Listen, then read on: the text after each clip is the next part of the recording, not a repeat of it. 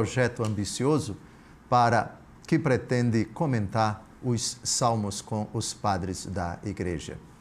Já demos passos importantes, estamos agora comentando o salmo de número 9.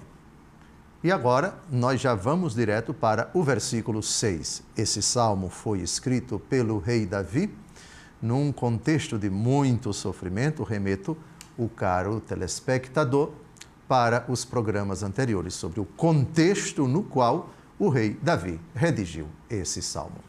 Versículo 6. Com efeito, perseguistes as nações, destruístes o ímpio, apagastes para sempre o seu nome. Davi tem consciência de que o Deus de Abraão, de Isaque e de Jacó é o grande general que assume, por assim dizer, a causa de Israel quando ela está em guerra com os seus inimigos, as nações de que fala esse versículo. Portanto, o sentido literal, primeiro sentido, o sentido literal é exatamente esse. Davi se recorda das intervenções de Deus nas batalhas de Israel com as nações. Nessas batalhas, o ímpio aqui, que é o adversário de Israel, é destruído por Deus. Apagar o nome significa foi arruinado, foi destruído e vai ser esquecido. Não se consegue apagar o nome, a não ser que você entenda isso como apagar da memória ou simplesmente esquecer, porque foi um fato tão ridículo, tão esdrúxulo, foi um acontecimento não merecedor da memória, da lembrança, da recordação do povo. Ou seja, foi riscado do mapa, como se diz aqui em língua portuguesa, em tantos lugares do Brasil. Agora vamos à interpretação espiritual, isto é, a aplicação, a transposição do sentido literal. Davi redigiu num contexto preciso da vida dele, mas é palavra de Deus, é palavra para todos nós. Com a palavra, Santo Agostinho aplicando esse versículo para a minha, para a sua, para a nossa vida. Perseguistes as nações, destruístes o ímpio. É preferível considerar isso como dito de nosso Senhor Jesus Cristo, e não que o tenha ele próprio proferido. Quem foi que repreendeu as nações e então pereceu o ímpio, senão Cristo, que após ter subido ao céu, enviou o Espírito Santo? Dele repletos, os apóstolos pregaram corajosamente a palavra de Deus e livremente arguíram os pecados dos homens. Por esta repreensão pereceu o ímpio, sendo justificado e feito piedoso. Apagastes para sempre o seu nome. Foi apagado o nome dos ímpios, uma vez que não são ímpios os que acreditam no Deus verdadeiro. O nome deles foi apagado para sempre, isto é, enquanto decorre o século, o tempo. Para sempre. Qual o significado de para sempre, senão da eternidade de que é imagem e sombra o presente século? A vicissitude dos tempos, a lua que mingua e volta a ficar cheia, o sol anualmente a retornar ao seu lugar, a primavera, o verão, o outono e o inverno que passam para volver, tudo isso é imitação da eternidade. Mas para sempre é aquilo em que consiste a eternidade imutável. Apagastes, portanto, para sempre o seu nome, porque doravante jamais haverá ímpios. E neste século não se propaga o nome deles, muito menos pelos séculos dos séculos. Vejam que interpretação bonita. Eu sou fascinado pelos padres da igreja. Perseguistes as nações. Olha o que Santo Agostinho enxerga aqui. Ide pelo mundo inteiro. Pregai o Evangelho. Fazeis discípulos meus todas as nações, batizando-as em nome do Pai e do Filho e do Espírito Santo. Ora, quando o anúncio é levado às nações e os ouvintes, como por exemplo, já começando no dia de Pentecostes, judeus de várias partes do Império Romano, escutando em Jerusalém a primeira pregação da igreja após Pentecostes, no dia de Pentecostes. Pensemos tantos pagãos que, ouvindo a pregação dos apóstolos em tantas comunidades, em tantas cidades, se converteram. Nessa hora, destruístes o ímpio, significa o quê? Você destruiu o poder das trevas que fazia desses homens pessoas ímpias. O ímpio é destruído, o santo aparece. O que estava nas trevas? Ímpio. As trevas são destruídas e ele vem à luz admirável que é Cristo. Apagastes para sempre o seu nome. Ou seja, na parábola do filho pródigo, vou levantar-me, vou ao meu pai e direi: Pai, pequei contra o céu e contra ti. Já não sou digno de ser chamado teu filho, trata-me como um servo. Apagou para sempre a lembrança da pocilga. Pronto, ficou para trás. O apóstolo Paulo diz: aquele que está em Cristo é uma nova criatura. As coisas antigas passaram. Belíssima interpretação do magnífico Santo Agostinho.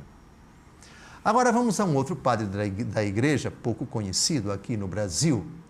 Ele viveu nos séculos V e VI. A data vai aparecer aí. Ele se chama Cassiodoro. Também comentou esse salmo. Vejamos o contributo desse segundo padre da igreja. A partir daqui, a atenção se concentra sobre o evento sagrado da segunda vinda do Senhor, quando as nações incrédulas serão ameaçadas e o diabo, com seus enganos, perecerá para sempre. A sua tempestuosa subversão deixará de existir com a ajuda do Senhor e tudo experimentará a sua calma. O significado de para sempre aqui é eternamente. O mundo também significa aqui o reino futuro de Deus, que terminará não por idade ou pelo tempo. Assim, deixem os hereges de dizer que haverá um momento em que o diabo e os seus sequazes poderão obter a graça, já que são claramente destinados a uma condenação eterna, que durará no mundo que há de vir, tanto que nenhum vestígio do seu nome poderá sobreviver. Apagar para sempre o nome do ímpio, nesta vida, já vimos Santo Agostinho qual a interpretação que ele dá. Quando o coração se converte, é destruído o ímpio que habita dentro de nós. Faz-se uma nova criatura, aquele que está em Cristo é uma nova criatura. No céu, essa destruição é mais que evidente. Essa destruição, ela é definitiva e não pode haver nenhum retrocesso. Aqui nesta vida, o ímpio pode voltar a sê-lo depois de ter se convertido. Nosso Senhor Jesus Cristo fala quando o demônio sai de uma casa, ele vagueia por lugares desertos, mas depois ele sente nostalgia da casa e diz: vou voltar. E quando ele chega e encontra a casa vazia e arrumada, ele entra consigo, traz consigo 7 demônios e aí a situação da pessoa se torna pior do que antes. Então, pela graça de Deus, pela conversão sincera, nesta vida, o Senhor persegue, pela sua palavra, pela conversão, o poder das trevas, destrói o ímpio, ou seja, destrói o poder de Satanás, a influência, o poderio, a subjugação que ele mantinha daquela alma consigo. Pronto, o ímpio foi destruído, mas se ele não perseverar, ele pode cair, ele pode sucumbir. E então, ele que antes era ímpio e agora é justo, voltou a ser ímpio. No céu, não há mais possibilidade disso. Também no inferno. Cassiodoro aqui diz, reiterando a doutrina da Igreja, o inferno é eterno. O demônio jamais se arrependerá e as almas das pessoas que se encontram lá e todos os que estão ou estarão lá, de lá jamais sairão. Está terminando o nosso primeiro bloco. Não saia daí. No segundo bloco, nós avançaremos com o versículo 7, que diz: meus inimigos pereceram, consumou-se sua ruína eterna, demoliste suas cidades, sua própria lembrança se acabou. Primeiro veremos o sentido literal. Davi, o autor do Salmo,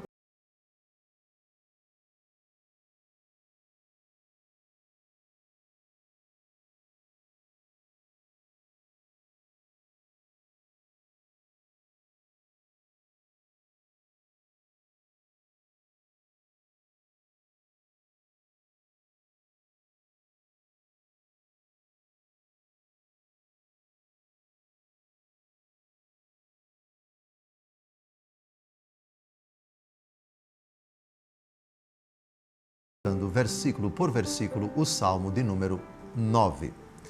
No primeiro bloco, nós lemos, refletimos com os padres da igreja o versículo 6. Agora, vamos ao versículo 7. Meus inimigos pereceram, consumou-se sua ruína eterna, demolistes suas cidades, sua própria lembrança se acabou.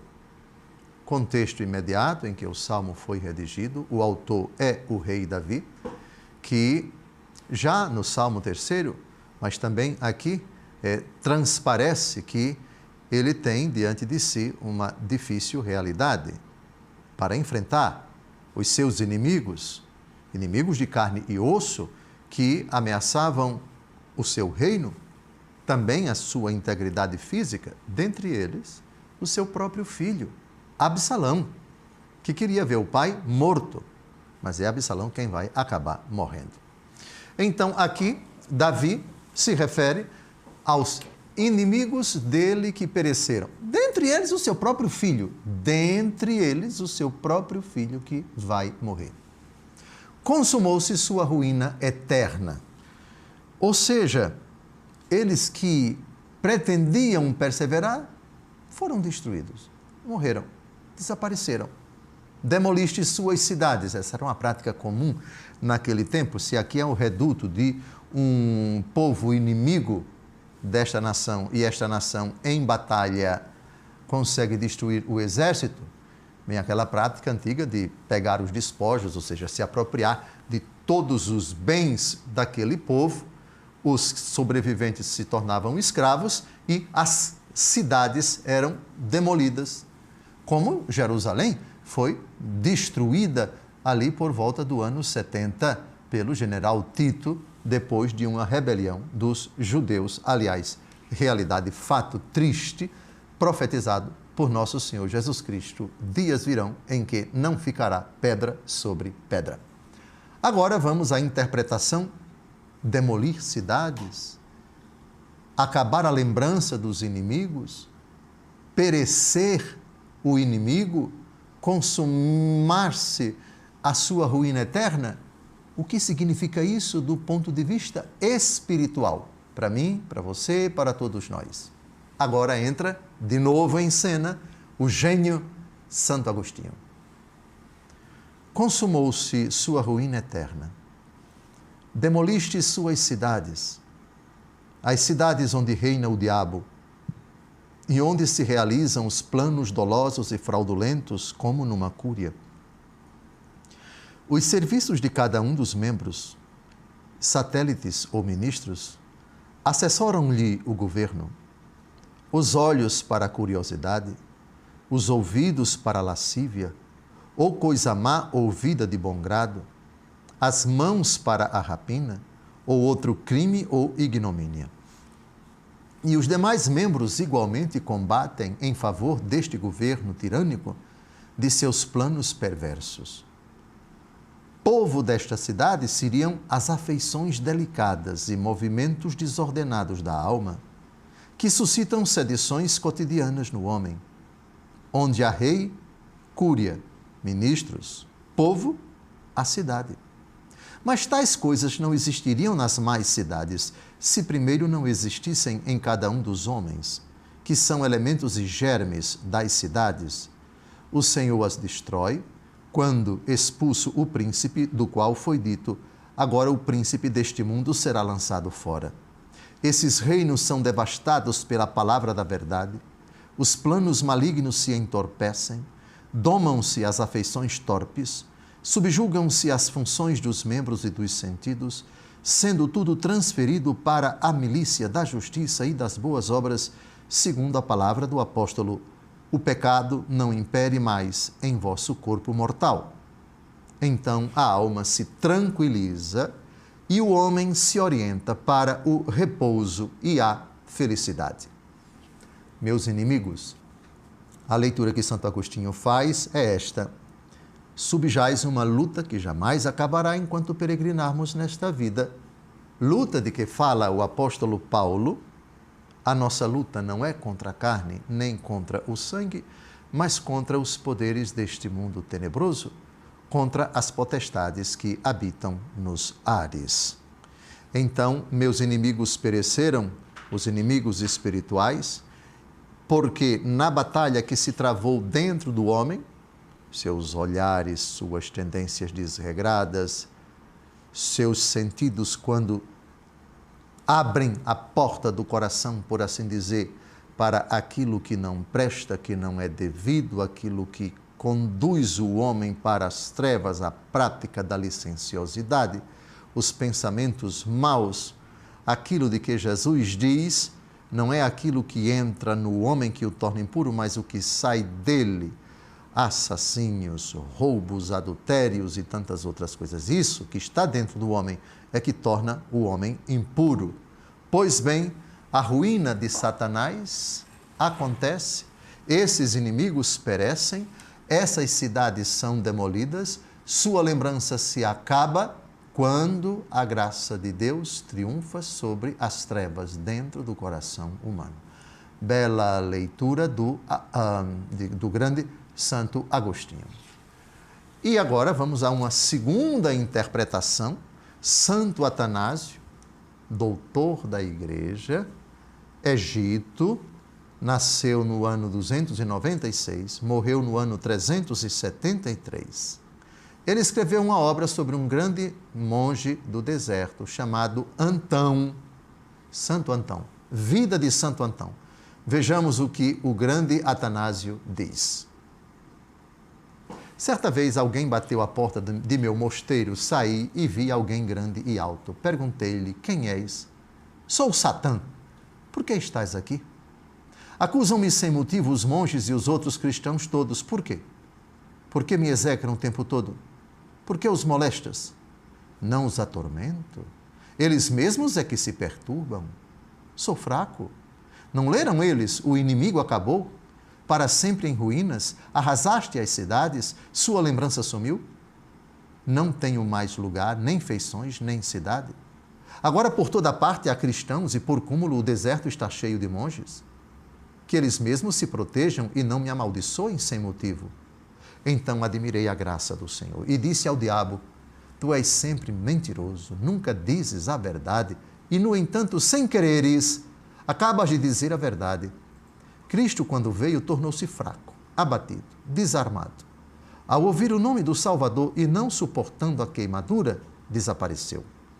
Sejamos ousados contra os demônios. Se, pois, o próprio diabo confessa que nada pode, devemos desprezá-lo totalmente, a ele e seus demônios. O inimigo com seus cães tem muitos artifícios, mas nós, tendo conhecimento de sua fraqueza, podemos desprezá-lo. Assim, não nos curvemos em espírito, não raciocinemos em nossa alma sobre suas artimanhas, não cedamos ao terror dizendo: oxalá o demônio não me venha aterrorizar, oxalá não me arrebate e não me atire para baixo, oxalá não irrompa e não me aterrorize. Não pensemos de forma alguma em tais coisas. Não nos aflijamos como se fôssemos morrer. Encorajemo-nos e alegremo-nos sempre por sermos salvos. E meditemos em nossa alma que o Senhor está conosco, que os pôs em fuga derrotados. Refutamos, ponhamos bem no coração que, estando o Senhor conosco, os inimigos nada nos fazem, porque quando eles vêm, tratam-nos tais como nós, encontram e adaptam suas magias aos pensamentos que encontram em nós. Se percebem em nós o temor e a perturbação, logo atacam, como ladrões que encontram lugar sem defesa e fazem nossos pensamentos intensificar-se. Se nos veem temerosos e aterrorizados, aumentam o terror por meio de suas aparições e de ameaças. E, finalmente, a alma infeliz se sente atormentada por essas coisas. Mas se nos encontram alegres no Senhor, pensando nos bens futuros, meditando em nossos corações as coisas do Senhor e refletindo que tudo está nas mãos do Senhor e que o demônio não tem força contra os cristãos e nenhum poder contra quem quer que seja, vendo a alma tranquila por causa de tais reflexões, eles batem vergonhosamente em retirada. Assim o inimigo, vendo Jó fortificado, dele se afastou.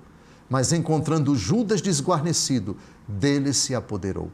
De modo que, se queremos desprezar o inimigo, pensemos sempre nas coisas do Senhor e nossa alma se alegre sempre pela esperança e consideraremos os artifícios dos demônios como fumaça.